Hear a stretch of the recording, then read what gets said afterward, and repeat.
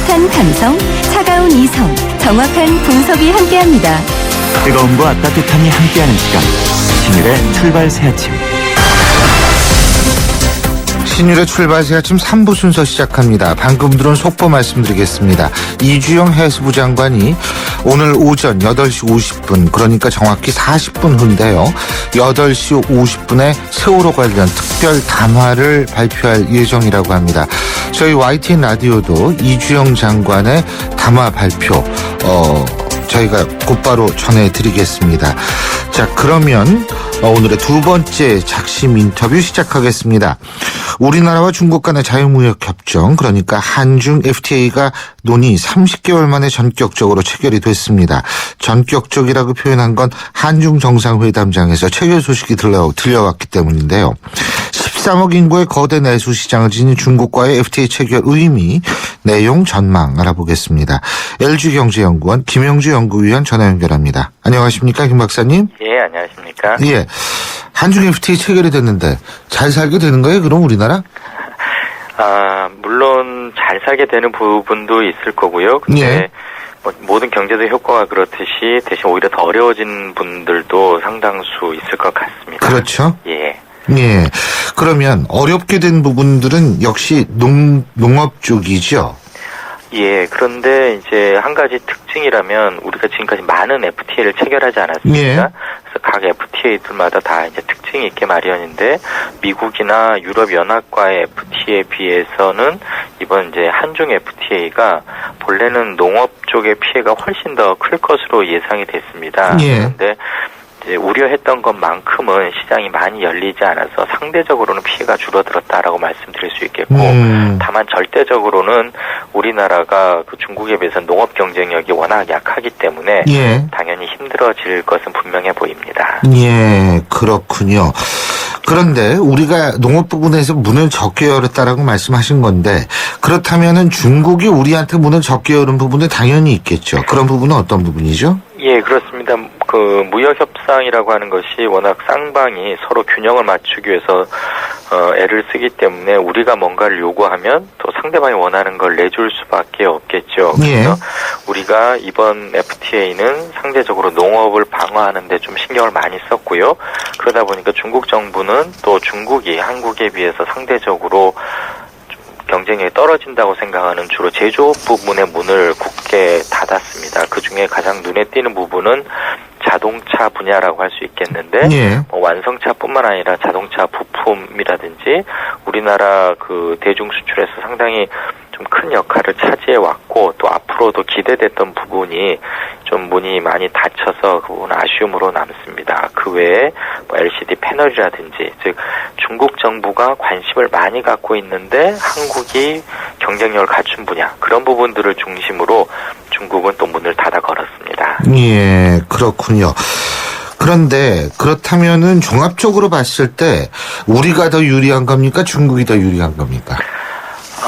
그거를 공식적으로 표현하자면 둘의 이익이 같다라고 말씀을 드려야 됩니다. 왜냐하면 서로 이익의 균형을 목표로 하기 때문에 그런데요. 예. 그런데 이제 이거를 현 시점에서 판단할 것이냐, 아니면 5년, 10년 후에 판단할 것이냐에 따라 이 셈법이 좀 달라질 것 같습니다. 예. 예를 들면 이제 두 나라 모두 그 이번 FTA에 대해서는 한 10년에서 20년씩 상당히 장기간에 걸쳐서 문을 열기로 합의를 했는데요. 근데 현 시점에서의 그 이익을 보면 이게 균형을 이뤘다라고 볼 수 있겠지만, 예. 이제 문을 완전히 다 여는 10년 혹은 20년 후의 상황에서 보면 좀 달라지겠습니다. 예를 든다면 우리 같은 경우는 이제 농산물 시장을 많이 걸었고 그쪽에서 이제 보호 기간을 확보한 셈이고, 중국은 제조업과 이제 공산품 쪽에서 기간을 확보한 셈인데, 그럼 앞으로 10년, 20년에 걸쳐서 두 나라가 서로 방어하는 부분의 경쟁력이 어떻게 될 것이냐. 그래서 가장 좋은 것은 두 나라 모두 그쪽의 경쟁력을 계속 키워나가면 이제 서로에게 도움이 되겠지만, 아쉽게도 우리나라의 농업은 예를 들면 이제 좀 좁은 우리 국토 면적이라든지 시장 규모 이런 것 때문에 태생적인 좀 한계가 있습니다. 특히 우리가 걸어 잠근 이제 곡물류, 그리고 이제 고추라든지 마늘 이런 부분들은 우리가 경쟁력을 갖춘다고 해도 아무래도 한계가 있지 않겠습니까? 그래서 예. 이제 10년, 20년이 지나도 그 대중 경쟁력이 크게 개선될 가능성이 높지 않은데 반대로 중국이 이번에 기간을 확보한 공산품 특히 이제 제조업 분야 예. 그 분야는 중국의 그 경쟁력 향상 속도가 굉장히 빠릅니다. 그래서 저는 개인적으로는 그런 부분이 좀 우려가 됩니다. 즉 지금 시점에서는 이익을 뭐 균형에 맞게 잘 맞췄다 하더라도 앞으로 점점점 그 부분에 역전이 일어나지 않을까. 그래서 우리 농가뿐만 아니라 우리 경제 전체적으로 조금 더 긴장감을 갖고 좀 대책을 마련해야 될 것 같습니다. 예, 그렇군요.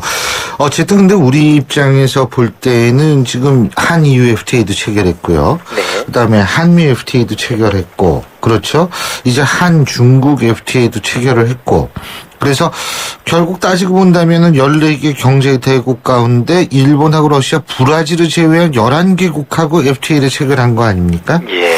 그렇다면은 이렇게 이제 이 경제 영토가 확장이 됐다라는 얘기를 하는데, 그렇다면은 이런 부분에 있어서는 나름대로 어떻게 우리나라 경제가 좀 활성화할 수 있는 계기가 마련됐다라고 볼 수 있나요?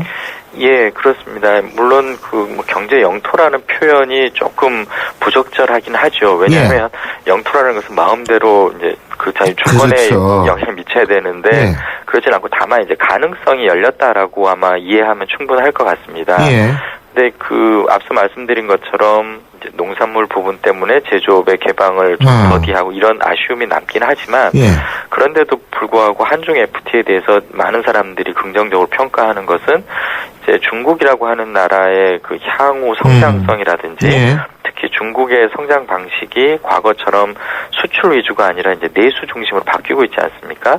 그러면 우리나라의 경쟁국이라고 할 수 있는 뭐 일본이나 뭐 미국이나 그런 다른 나라들보다 우리가 상대적으로 중국 시장에 진출할 가능성 그만큼 더 커졌다, 더 유리해졌다라고 말씀드릴 수 있겠습니다. 그래서 그런 점에서도 긍정적이고 또 말씀하신 것처럼 그 전 세계 주요 대국과 거의 대부분의 나라와 FTA를 체결했기 때문에 다른 나라가 한국을 볼 때는 이제 한국은 굉장히 개방된 국가고 저곳은 굉장히 좀 도전적인 시도들이 가능하겠다라는 그 전망이 가능할 것입니다. 또 마찬가지로 우리나라 사람들 입장에서도 우리는 다른 나라들에 비해서는 그 해외 그 영업이나 혹은 해외 진출이 좀 더 원활하고 또 바꿔 말하면 그만큼 경쟁에 더 노출됐다는 의미도 있겠죠. 그래서 그런 부분들, 즉 가능성을 얼마나 현실화시키느냐 하는 것이 우리 경제 주체들, 기업이나 혹은 개인 근로자들의 몫이라고 하겠습니다.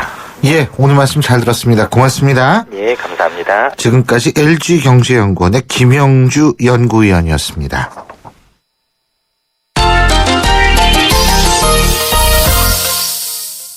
스포츠 소식 알아보겠습니다. 경향신문 김세훈 기자 연결합니다. 김세훈 기자. 네, 안녕하세요. 예. 어제 참 야구 극적이었더라고요. 9회 말에, 야, 진짜 뭐 야구 맨날 인생 비유하면서 9회 말에 뭐 어쩌고 떠드는데, 어제 진짜 그랬어요. 예? 네. 와, 진짜 극적이었던데요. 네. 야구는 9회 말 투아웃부터다. 끝날 때까지는 끝난 게 아니다. 뭐 이런 야구 격언들이 있는데요. 어제 넥센과 삼성의 한국 시리즈 5차전이 바로 그렇게 끝났습니다. 예. 삼성이 9회 말 투아웃까지 0대1로 뒤져 있었죠. 예. 투아웃에 그러니까 2사의 1, 3루였습니다. 예. 타석에 선 게 주장 최영우였었는데요. 아웃카운트 하나만 잡으면 이제 넥센이 1대5로 승리할 수 있는 그런 상황에서 최영우가 좌선 상을 빠지는 2루타를 때려냈습니다. 그래서 3루 주자, 1루 주자가 모두 다 홈으로 들어왔고요. 9회 말 공격이니까 그대로 2대1로 삼성의 승리로 끝났습니다. 최용호 선수는 그동안 이 한국 시리즈 하기 전에 넥센이 삼성보다 앞선다라는 평가에 대해서 그걸 듣고 마음이 상했다. 주장으로서 한 방 보여주고 싶었다. 예. 생각을 했고요. 넥센은 그 삼성 같은 경우는 8회 말에 무사 만루의 찬스를 잡았었죠. 근데 1점도 내지 못했습니다. 그래서 승부가 끝나나 싶었는데 또 넥센의 입장에선 8회 말에 말씀드린 대로 만루 상황에서 손승락 마무리 투수가 등판을 해서 세 타자를 뭐 범타 처리를 하면서 점수를 내주지 않았을 때 그대로 넥센이 승리하는가 싶었는데 넥센의 입장에선 뼈아픈 역전패를 당했고요. 넥센의 유격수 강정호 선수 지금 아시다시피 올 시즌이 끝나고 미국 진출을 지금 치준하고 있는데 어제 9회 말에 어이없는 땅볼을 놓치는 밤에 주자를 내보냈죠. 결과로는 비현실적인 얘기지만 그 볼을 제대로 잡아서 아웃을 시켰다고 하면 최후까지 타석이 안 갈 수도 있는 상황이었죠. 예. 어쨌든 삼성 입장에서는 3승 2패를 거두고요. 이제 3승째 한국 시리즈가 7전 4선승제니까 삼성이 3승째를 얻었으니까 6차전 7차전 중에 한 경기라도 삼성이 잡으면 우승을 하게 되고요. 반면 넥센은 두 경기를 모두 다 이겨야 합니다. 예. 그 운이 있는 것 같더라고요. 방망이가 부러진 거. 저는 어제 왜 네. 방망이 부러졌잖아요. 9회 말에. 근데 네네. 방망이가 안 부러졌으면 그게 안타가 안 될 수도 있을 거 아닌가 이런 생각도 들었거든요. 네, 뭐 그럴 수도 있겠고요. 끝까지 채태인이 스윙을 끝까지 한 게 방망이가 부러지면서 공이 우전한 때까지 글쎄요. 살린 비결이 됐죠. 예. 자, 오늘 넥센은 아까도 말씀하셨습니다만 모든 걸 걸어야 되는 거 아닙니까? 그렇습니다. 오늘 끝나면 넥센은 오늘 지면 끝이니까요. 예. 오늘 6시 반에 똑같이 잠실에서 6차전이 열리게 됩니다. 삼성 선발은 2차전에서 아주 좋은 피칭을 했던 윤성환 선수를 내보냈고요. 넥센은 역시 3차전에서 호투를 했던 오재영을 선발로 등판을 시킵니다. 예. 이쯤 되면 선발 등판이 별 의미가 없습니다. 삼성 유준일 감독도 어제 경기에서 최용우도 어제 경기 끝나고 6차전에서 끝내겠다 이런 표현을 썼고요. 총력전을 펼치겠다 이런 말도 했고 넥센의 염경엽 감독은 우리에게는 아직도 2경기가 남아있다 이런 말을 쓰면서 7차전까지 가겠다라는 표현을 썼는데요. 예. 이번 그 한국 시리즈 같은 경우는 극적인 마지막에 그 승부를 결정짓는 안타가 많이 나오고 있고 또 경기장이 크다 보니까 잠실은요. 수비에서 작은 실수가 나오면 승부가 갈린다고 했는데 어제 양팀 통틀어서 실책이 하나 나왔는데 그게 바로 유격수 강정호의 그렇죠. 실책이었습니다. 예. 네, 그게 그대로 이제 역전패의 빌미가 됐으니까요. 아주 짜임새 있는 야구, 실수 없는 야구를 보여주는 팀이 승리할 거로 보입니다. 예, 잘 알겠습니다. 오늘 말씀 여기까지 듣겠습니다. 고맙습니다. 네, 고맙습니다. 경향신문 김세용 기자였습니다. 출발 새 아침은 청취자들의 참여를 기다립니다. 짧은 문자 50원, 긴 문자 100원의 문자 서비스 혹은 트위터 YTN 알스타트로 함께해 주세요. 참여하신 분들 중 몇 분을 선정해 준비한 선물을 보내드립니다.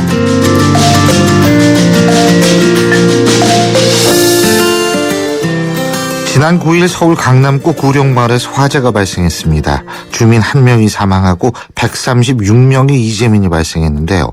예견된 인재였다는 비판이 일고 있습니다. 서울시와 강남구청에서 개발 방식 선정으로 난항을 겪다가 정작 구룡마을 주민들의 피해만 낳게 되었다는 그런 분석도 있는데요. 자세한 입장 들어보겠습니다. 구룡마을 주민자치회 유기범 회장 연결합니다. 유 회장님. 예, 안녕하세요. 피해 없으셨습니까, 유 회장님은? 예, 저는 다행히 피해는 없었습니다. 예. 지금 주민 한 분이 사망을 하셨죠. 네네. 그리고 136명의 이재민이 발생했다고 하는데 이분들은 지금 현재 어디에 머무르고 계십니까? 예, 지금 인근에 있는 개포중학교와 마을 안에 있는 주민자치회가 양쪽으로 분산돼서 조용하고 있습니다. 예. 그런데 구룡마을의 화재가 이번이 처음이 아니죠. 예, 지금 빈번하게 나게 있습니다. 여기는 화재 취약지구고 화재가 날 수밖에 없는 지역이라서 여러 번 지금 벌써 몇 년째 한 10번이 넘게 나고 있는 겁니다. 그러니까 그 이유가 주택이 밀집되어 있기 때문에 그런가요? 주택 밀집도 원인이 되겠지만 노후된 주택도 문제가 되고 있습니다. 아파트도 30년이 되면 안전진단을 하고 재개발을 하는데 비닐하우스로 만든 집이 한 30년 가까이 되다 보니까 부식이 돼가지고 이 전기선들이 다 노후가 돼서 전기선. 화재가 발생할 수 있는 아주 위험 요소를 갖추고 있습니다. 그렇다면 강남구청은 어떤 대책을 강구를 했습니까 그동안?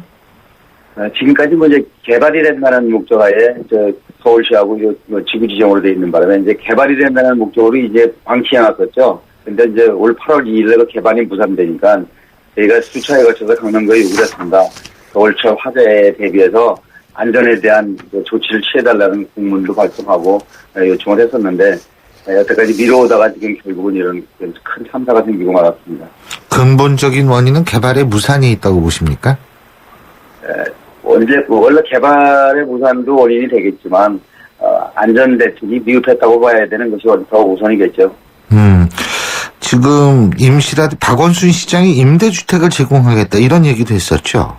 어제 방문하셔서 임시 임대주택이라고 말씀하셨습니다. 그러니까 법적인 조치가 다 있어야 되겠지만 임대주택이 아무나 주는 것은 아니거든요. 예. 그래서 이제 거기에 따른 절차가 필요한데 지금 당장 화재민들이 서울시를 나기가 어려우니까 우선 협의를 해서 법의 한도 한에서 임시 임대주택 여기를 복구하거나 어떤 결론이 날 때까지 무상 지급을 하겠다고 말씀하신 걸로 저는 알고 있습니다. 예.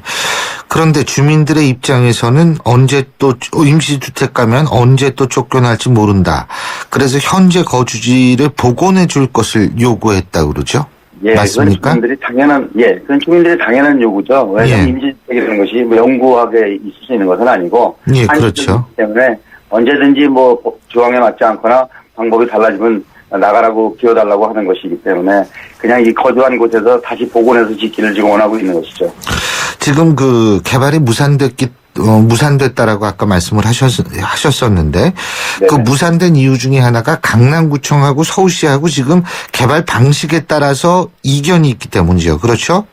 예, 그렇습니다. 서울시와 강남구가 요구하는 제시하는 조건들이 다 다릅니다. 그렇다면 주민들의 입장에서 볼 때는 강남구가 그래도 비교적 옳은 얘기를 하는 거라고 보십니까? 아니면 서울시가 옳은 얘기를 하는 것으로 보십니까? 생각하는 사람에 따라서 다르겠지만 저희들의 입장에서는 서울시가 옳다고 생각을 하고 있습니다. 서울시가 지금 자금이 없어서 땅 수용할 수 있는 돈이 없어서 땅으로 보상해 주겠다는 얘기이기 때문에 저희들이 볼 때는 그 땅으로 보상받은 지주들한테 혜택을 받을 수 있는 게 저희들이라고 생각해서요. 그것이 옳은 방법이라고 저희들은 믿고 있습니다. 예. 지금 대화가 계속되고 있나요? 지금 대화가 두절됐죠. 8월 2일부로 무산되면서 대화는 두절됐는데 어저께가 계기로 돼서 다시 대화를 하겠다는 말씀들을 나누셨으니까요. 누가요? 서울시 시장님하고 강남구청장님이 어저께 만나셨습니다. 이게 잠깐 만나셔갖고 앞으로 다시 협의를 서로 양보를 조금씩 하면서 협의를 해보자 하는 대화가 물꼬가 터진 거로 보고 있으니까 저희들은 다시 한번 기대를 해보는 겁니다. 예. 그러니까 지금 만일 서울시대로 개발이 된다면 지금 거기 사시는 분들 같은 경우에는 적절한 보상이 좀 더 이루어질 수 있는 겁니까? 그러니까? 이제 여기 지주분들하고 저희들하고 이제 협상을 한 내용이 환지로 이 땅을 보상을 받게 되면은 주민들과 함께 해가지고 거기에 대해 발생되는 이득금을 주민들에게 환원하겠다는 그 약조를 하셨거든요. 그러니까 주민들은 모두 수용을 해가지고 공공임대주택으로 해갖고 절차에 밟아서 분양하는 임대주택보다는 환지를 받은 지주들과의 협상으로 해서 좀 더 많은 이득을 아니면 임대보다는 우리가 분양임대를 원하는 것이죠, 주민들은. 분양임대를 원하신다. 예, 거주하다 제가 살 수 있는 것. 예. 내 집보다는 내 집을 찾겠다는 것이죠. 그렇군요. 네. 어제 화재로 돌아가신 분의 명복을 빌겠습니다. 예. 예, 감사합니다. 예. 오늘 말씀 여기까지 듣겠습니다. 고맙습니다. 네, 감사합니다. 예, 지금까지 구룡마을 주민자치회 유기범 회장이었고요. 9741님 이런 글을 남기셨습니다. 사람에게 주거 안정권은 기본적인 권리입니다. 서울시에서 힘써 주시길. 0031님 외국 친구에게 구룡마을을 보여주니까 굉장히 충격받았습니다. 어서 빨리 해결되길. 이런 문자들 보내주고 계신데요. 그렇습니다. 가장 중요한 것은 이 가장 기본적인 주거 안정권을 비롯한 모든 기본권이 어느 정도까지는 최소한 더 보장이 되는 그런 세상이 우리가 꿈꾸는 세상이 아닌가 이런 생각이 듭니다. 예로부터 왕은 누리고 싶은 모든 것을 가까이 두고 살았다. 경희궁 자이가 그런 것처럼 왕의 자리에서 누리는 경이적인 자이 프리미엄 경희궁 자이 문의 1800-8577 GS건설. 신율의 출발 새 아침 3부 순서는 여기까지고요. 잠시 뒤 4부에선 박 팀장의 사건의 재구성 이어집니다. 인천 지역 맞춤형 일자리 창출 지원 사업. 인천 지역에 맞는 맞춤형 교육을 통해 준비된 인재가 지역의 관련 기업으로 취업하는 사업입니다.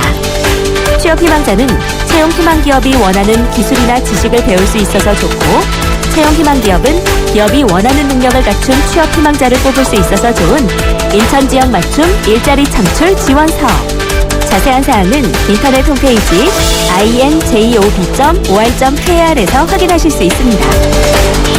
이 캠페인은 고용노동부, 인천광역시, 사단법인 인천벤처기업협회와 함께합니다.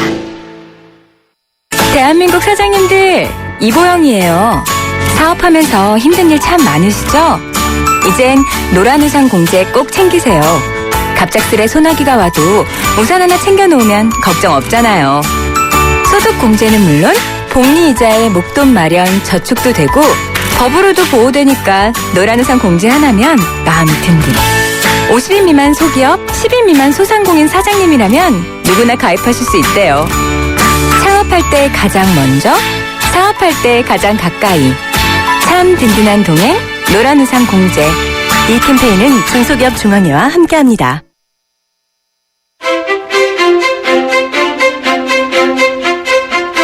여러분은 지금 신율 교수가 진행하는 출발 새 아침을 듣고 계십니다. 신율의 출발 새 아침 4부 순서 광고 듣고 시작합니다.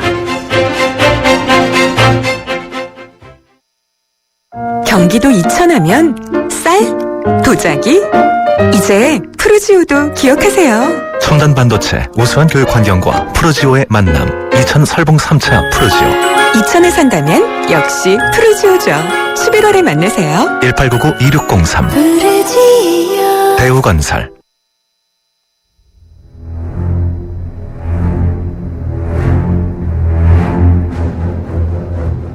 백형사의 사건의 재구성.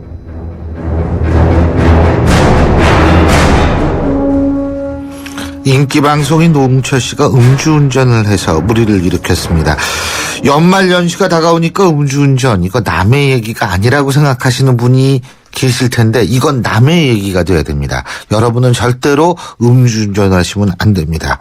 그런데 오늘 이 시간에 과연 노홍철 씨 어떻게 해서 이렇게 물의를 일으켰는지 분석해 보겠습니다. 오늘도 백형사의 사건의 재구성 전 수서경찰서 강력팀장 백기종 팀장 나와 계십니다. 어서 오십시오. 네, 안녕하세요. 예. 이게 한 20m 몰았다고 그런 거 아니에요? 그 차두리 전 장인이 운영하는 호텔로 알려져 있죠. 임페리얼 팰리스. 예. 예, 노현동에. 그곳에서 이제 와인 한 잔을 마시고 예. 그 차를 좀 이동해달라. 불법 주차돼 있으니까. 그래서 그 차를 이동을 해준다고 나와서 이제 경찰이 그 편도 2차로를 점하고 단속을 하고 있었거든요. 근데 그 지점 앞에 한 150m 이전의 지점에서 오른쪽 골목으로 이제 그 피해버린 거죠. 예. 자기가 술을 먹었으니까. 예. 그런데 보통 경찰이 그 편도 2차로나 1차로를 점하고 단속을 할 때는 그걸 대비해서 골목에 경찰을 대기를 시켜놓거든요. 그렇군요. 근데 빠져나서 그렇죠. 갈까봐. 근데 그걸 모르는 이제 음주 운전자들이 예. 골목으로 도망을 가면 괜찮을 거라고 생각을 했는데 그곳에 배치된 경찰관에 더 세게 걸렸어요. 걸리는 네. 거죠. 그래서 이제 음주 측정을 요구를 했는데 노홍철 씨가 내리면서 사실 제가 와인 한 잔밖에 안 했다. 하지만 방송인이기 때문에 이게 지금 음주 단속이 되는 게 알려지면 이거 정리를 해야 되는데 시간이 필요합니다. 그래서 저는 체해를 좀 할 수 없겠습니까? 이제 이렇게 부탁을 한 거죠. 예. 근데 원래 이제 도로교통법에 보면 그 체열을 요구할 때는 상당한 이유가 있어야 됩니다. 그러니까 뭐 입에 이제 어떤 치료를 하는 중이었다라든가 아니면 뭐 굉장히 뭐 심장이 약해서 심장병이 지금 치료 중인데 뭐 세게 불기가 곤란하다라든가 이제 이런 게 아니면 사실은 음주 측정 거부를 할 수가 없거든요. 근데 방송인이고 또 그 노홍철 씨가 이제 순순히 하니까 그렇게 말하니까 현지 경찰이 약간의 그 어떤 편의를 좀 봐준 것 같아요. 그래서 그럼 체해를 하자 그래가지고 그 강남 인근에 있는 그 성모병원에서 체해를 하고 일단은 이제 기초적인 조사하고 기가 조치를 했던 건데 한 일주 후에는 이제 지금 그 체열 결과가 나와서 음주가 단속이 이제 기준이 되면 그때 도로교통법 위반으로 입건을 해서 형사처벌을 할 그럴 상황이죠. 근데 와인 한 잔만을 마시면은 오히려 그냥 이거 푹 부는 거 있잖아요. 네. 그거 뭐라 그래요? 그거 뭐. 그러니까 호흡 측정이라고 하거든요. 예. 그거 오히려 낫지 않나요? 예. 그러니까 호흡 보통 우리 지금 애청자들이 그 착각을 하시는 사람들이 많은데요. 중에 지금 체열이 훨씬 더 음주 기준이 더 나옵니다. 호흡 측정보다. 그렇죠. 근데 네. 보통 그 호흡 측정보다는 정확성을 기해서 체열을 해달라고 요구를 하는데 그거는 그 잘못된 상식이라는 걸 말씀을 드리는 겁니다. 예. 네. 아니 그래서 그게 본인은 아마 이렇게 생각할 수도 있어요. 그러니까 체열하러 가는 시간도 있지 않습니까? 그 그렇죠. 시간도 알코올 네. 농도가 낮아질 거라고 생각하는데 그게 아닐 텐데 그게 왜냐하면은 술이 완전히 분해되는데 기본적으로 12시간이 걸린다고 아닙니다. 그러더라고요. 그 더 걸려요? 완전 분해되면 24시간이 지나야 24시간? 됩니다. 아. 그래서 새벽 1시, 2시까지 술을 먹고 아침 보통 7시쯤이나 8시면 출근하다가 걸리죠. 추돌 사고가 났을 때 예. 음주 운전으로 해서 가중 처벌을 받습니다. 이거 유념하셔야 됩니다. 그렇군요. 맞아요. 예. 이제 저는 뭐 나이가 들어서 전날 술 마시고 아침에 일찍 못 나와요. 그래서 술을 안 마시는데 그렇군요. 지금 몇 %가 면허치? 1.2인가요? 0.05 이상이면은 예. 0.05부터 0.09까지 면허 정지 100일. 거기에 맥주 한 잔 정도요? 그러니까 맥주 한 2잔 정도 두잔 정도? 마시면 이제 체질마다 보통 틀리는데 소주 한 석 잔 정도나 이 정도는 면허 그 정지 수치가 나오고요. 100일. 보통 한 잔, 그러니까 체질마다 틀리지만 통상적인 얘기하면 소주 한 병 이상을 마시면 0.10 나와서 면허 취소가 되는. 취소가 되죠. 그래서 1년 동안 기다려서 면허를 따야 되거든요. 그리고 그렇게 해서 면허 따러 가면 또 그렇게 구박을 받는데요. 네? 그렇게 구박을 받아가지고, 이게 걸리지, 아예 이런 걸 하면 안 되죠. 그렇습니다. 음주운전 네. 안 하셔야 되겠죠. 그렇죠. 근데 이렇게 말해요. 이렇게 차를 빼다가 음주 단속에 걸리는 경우가 간혹 있죠. 예, 사실은. 있습니다. 아파트 안에서도 걸리는 거 아니에요? 네, 통상 그 2007년도 이전에는 아파트가 그러니까 차단기가 완전히 돼 있고 경비원이 예를 들어서 그 철저하게 이제 사전에 그 어떤 조치를 하는 곳에서는 도로를 안 받거든요. 근데 지금은 그 대학 구내라든가 아파트 단지 아니라도 그 음주운전 하게 되면 음주운전으로 처벌을 받는. 그렇죠. 지금 그게 지금 변경이 돼서 조심하셔야 되죠. 아니 어떤 분들은 대리를 하고 집까지 오십니다. 그러고 나가지고 대리운전을 느리라고 그래서 보낸 다음에 본인이 차를 파킹을 하는 분이 저도 솔직히 봤거든요. 예. 그거 음주운전으로 걸리죠. 그거. 그 바로 음주운전이 많이 적발이 되면은 입건되고 처벌을 받습니다. 그렇죠. 근데 한 언론사 이름은 우리 밝히지 말죠. 단독으로 취재하면서 함정 수사가 아니었냐 이런 얘기도 있는데 네. 이거는 함정수사는 전혀 아니고요. 노홍철 씨가 20m 운전했다고 하는 거는 그곳 지리를 제가 잘 알거든요. 예. 그 임페리얼 팰리스 호텔에서 강남경찰서 네, 강남 부평 쪽으로 우회전해가 가는 길이 경찰이 단속하고 있는 지점이 무리 200m 지점입니다.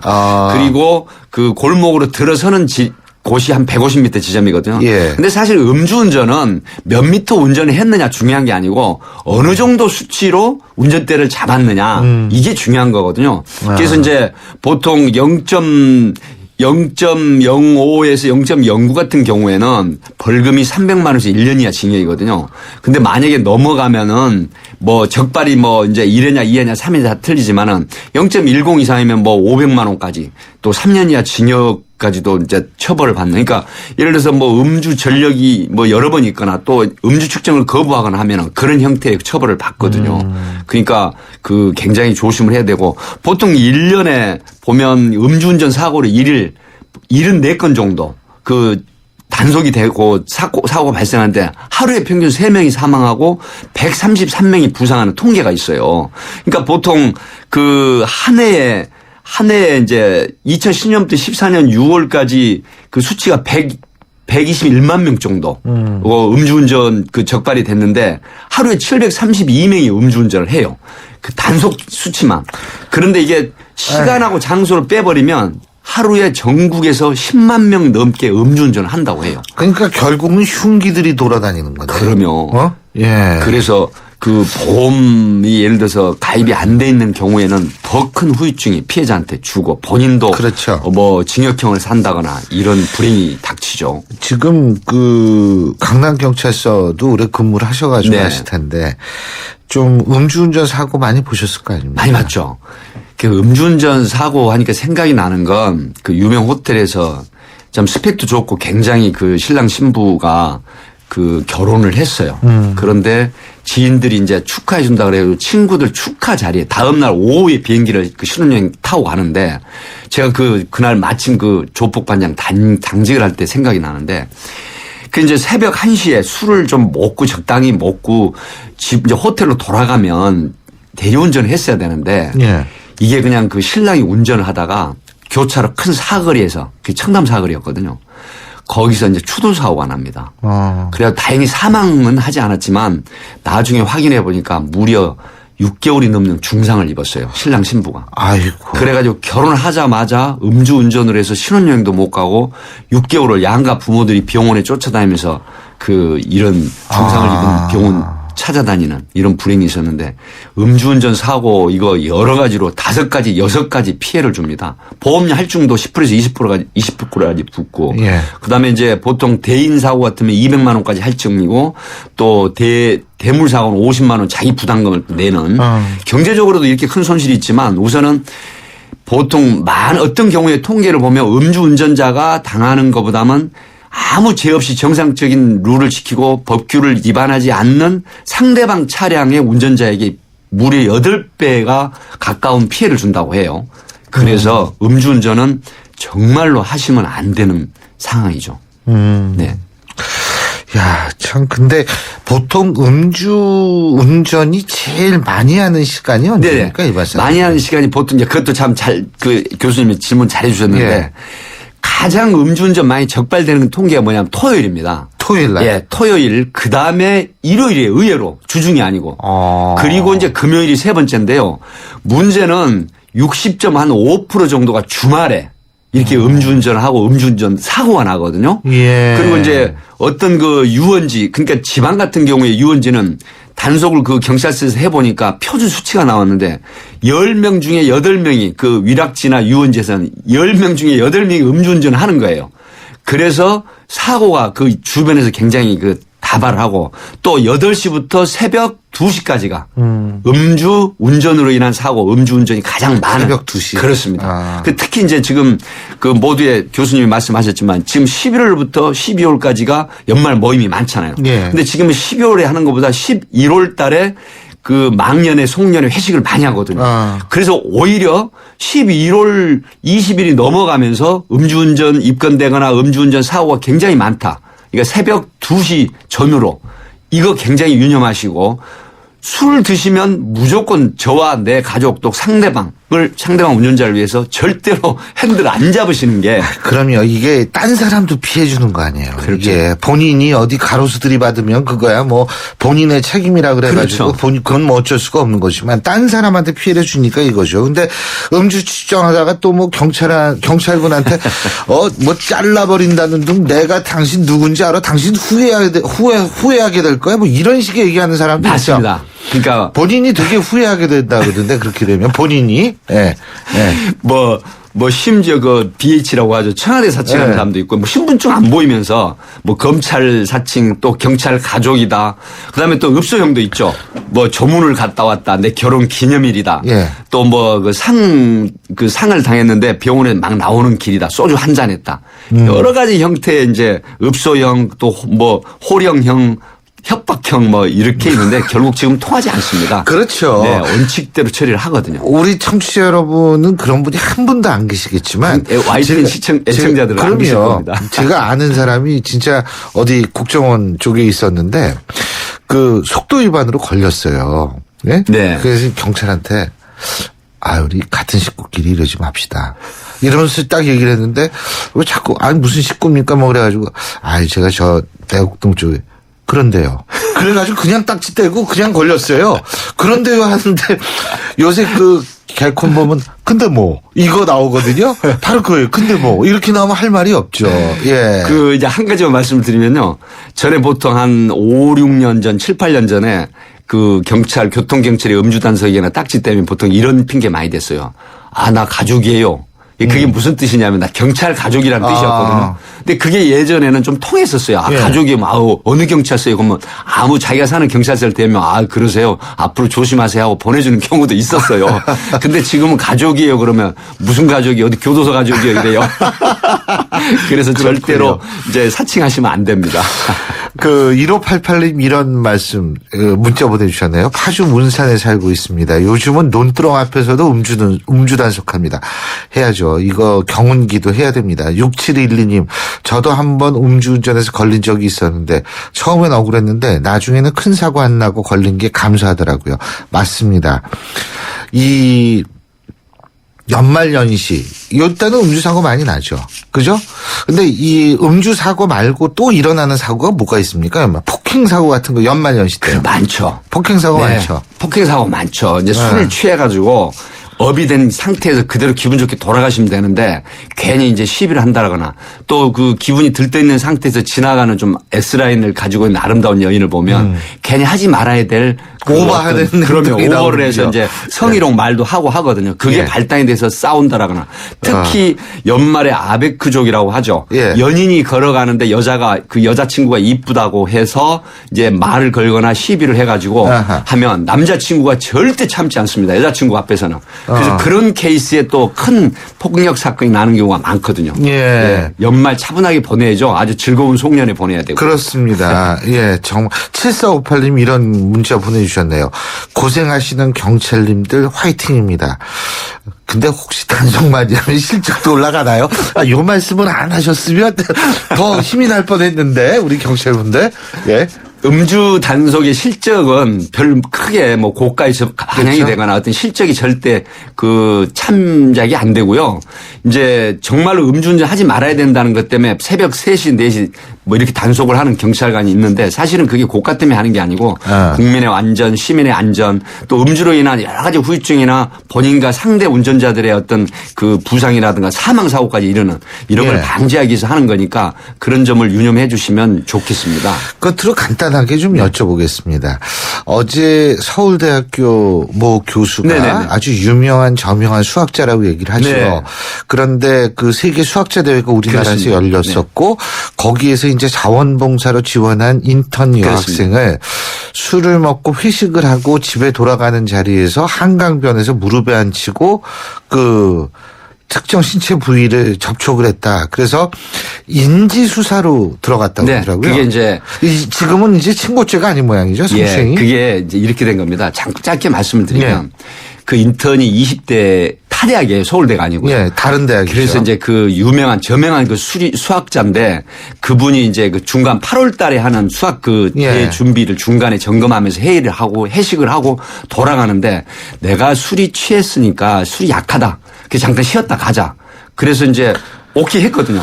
그래서 한강변에 가서 벤치에 앉혔는데 내 무릎에 좀 앉아봐 이랬단 말이에요. 그리고 앉아서 이제 그냥 얘기하고 갔으면 좋은데 무릎에 엉큼한 생각을 한 거죠. 무릎에 앉히는 것도 말도 안 되는 앉히고 그리고 이제 그 여성 그 인턴 학생의 신체 일부를 이제 만지고 그 인턴은 다음날 바로 수치심에 이제 그 사직을 했어요. 인턴직에서. 근데 지인이 그 얘기를 듣고 너무 분개한 나머지 경찰 성폭력 팀에다가 제보를 한 겁니다. 그래서 본인이 원래 고소한 게 아니에요. 친고죄 아니죠 지금은. 그래서 지금은 그 친고죄가 아닌 거가 됐잖아요. 이제 인지를 할 수가 있거든요. 그래서 이제 조사를 해보니까 이 교수님이 하는 얘기가 굉장히 황당해요. 일부 인정을 하면서 경찰이 하는 말이 내가 평소에 굉장히 아끼는 학생이었다라고 하더래요. 근데 뭐 그 인식이 아끼면 그렇게 성추행을 해야 되는지 전 굉장히 의구심이 듭니다. 그게요. 제가 볼 때는 아주 도식적인 게 있어요. 이 교수가 얘기한 게 뭐냐면 자기가 세게 야단을 쳤다. 일을 잘못해서. 그래서 정말 처절한 문자까지 보내서 위로를 한다는 차원에서 회식을 했고. 근데 항상 그런 성추행이나 성기 관련 문제는 뭐냐면 위로를 하느라고 만났는데 술김에 그렇게 됐다라는 게 이게 한두 번 들은 얘기는 아니거든요. 그렇죠.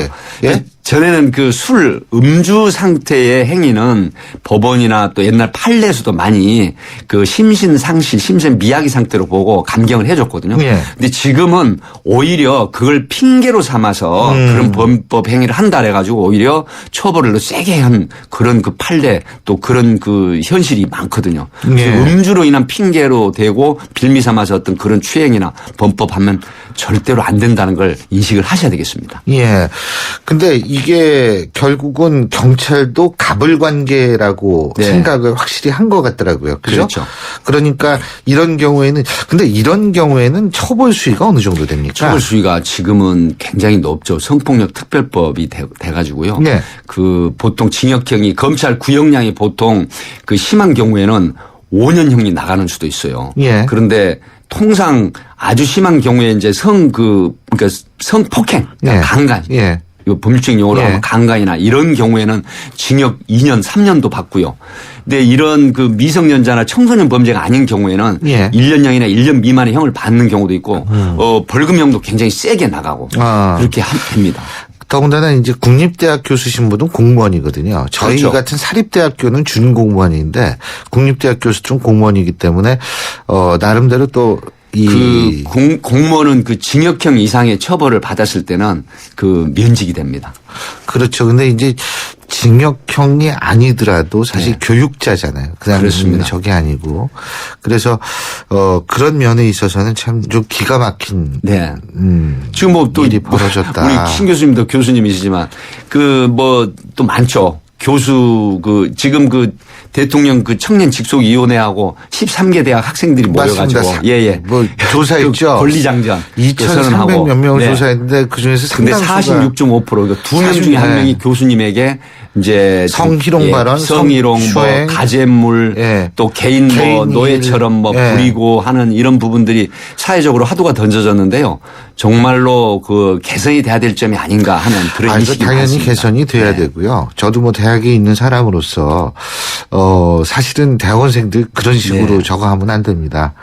그리고 사실 요새 대학원생이 뭐 저는 대학원생이 없어요. 그러니까 저는 뭐 시키고 싶어도 시킬 사람도 없지만 왜 그러냐면 요새 대학원들 많이 안 오거든요. 네. 대학원들 많이 안 와가지고 그런데 우리 저 문자 많이 보내주셨는데 5541님 술 먹고 실수했다고 말하는 사람들도 있는데 이런 건 정산 참작이 되나요? 됩니까? 절대 되지 않습니다. 절대 안 된답니다. 예. 8192님 경기는 농기구로 분류되어 음주 단속 대상이 아닙니다. 맞습니까? 네, 업무상 가실치사상으로 처벌받고 도로교통법은 아니죠. 아, 그러면은 음주 단속 대상은 아니군요, 경기는. 그렇죠. 아, 제가 몰랐는데 오늘 배웠네요. 5145님, 음주 단속 대상에 택시는 제외되나요? 아닐 절대 텐데, 안- 아닌데. 절대 안 되죠. 예, 아니죠. 네. 이거 택시가 걸리면 더 세게 걸리죠? 아니 뭐 세게 걸린다기보다도 오히려 괘씸죄 적용이 되지만 사실은 그 도로교통법 음주운전으로는 처벌은 똑같이 받습니다. 처벌은 똑같. 근데 제가 사실 이런 생각이 들거든요.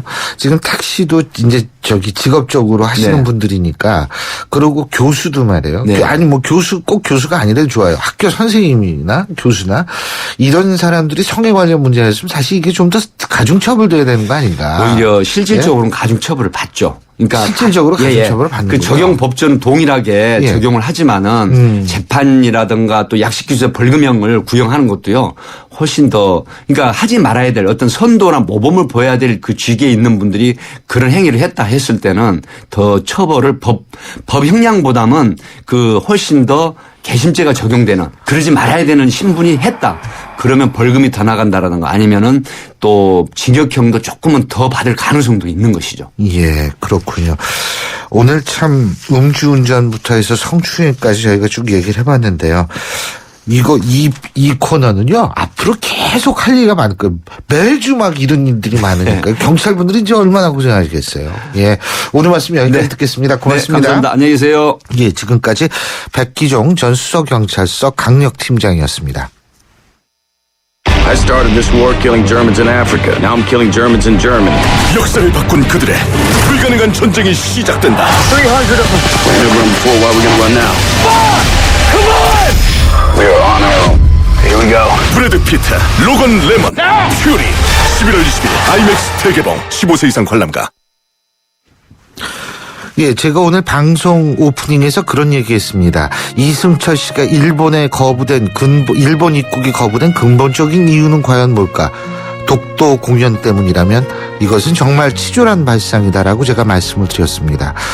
그래서 오늘 신율의 출발 새 아침 마무리하는 상황에서 이승철 노래 들어보겠습니다. 그런 사람 또 없습니다. 흐르고 있는데요.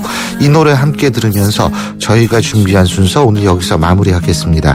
그리고 제가 앞서 말씀드린 대로 해수부의 이주영 장관이 세월호 관련 특별 기자회견을 8시 50분에 하기로 되어 있습니다만 아직까지 소식이 없습니다.